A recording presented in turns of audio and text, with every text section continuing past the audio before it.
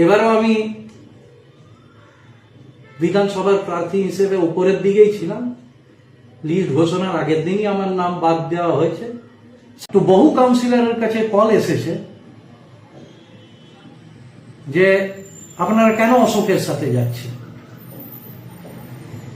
তো আমি বার্নপুর আসানসোল বাসী কুলটি বাসীর থেকে জানতে চাই যে আন্দোলন করাটা কি আমার অপরাধ?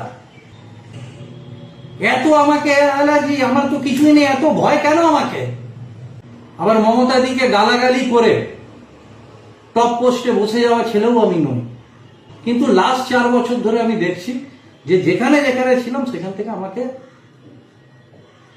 অন্য কোনো কারণ ছাড়া সরিয়ে দেওয়া।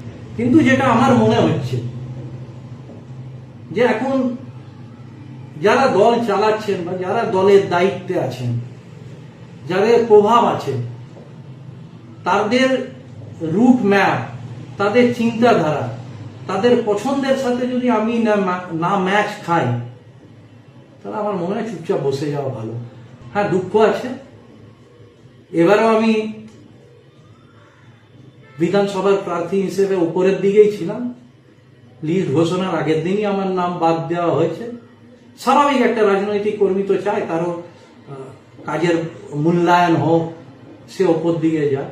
সে দল যাকে যোগ্য মনে করেছে তাকে এখানে পাঠিয়েছে, তাকে আমি শুভেচ্ছাও জানিয়েছি।